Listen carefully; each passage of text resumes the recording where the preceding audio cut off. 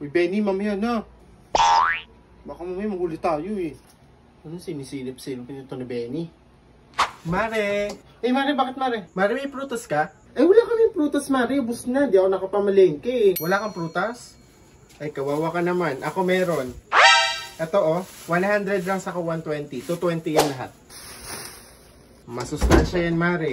Ano ba naman to si Mare? Hindi naman namin kailangan ng prutas eh.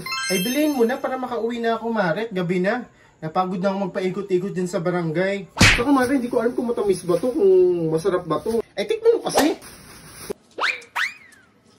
O, Mare. Well, ang sarap ha. Ang sarap. Uy, pengi! Wala, may balot pa sa akin. O, diba masarap? Saktong-sakto kakain kami. Dahil tamang-tama yung pagdating ko, 250 na lang, Mare. Ha? Benny, dali mo to sa kusina. Bakit? Saglit lang, Mare. Ako kunin ko lang yung wallet. Hintayin mo ko dyan, ha? Maupo ka muna. Tagal naman ni Mare. Ay! Hey, Mare. Ba't namatay ilaw ninyo? Wala, nawala.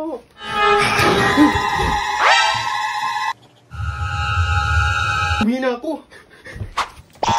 Ay, naku, buti naman. Wala si Mare. Buwan na, Benny, kumain na tayo.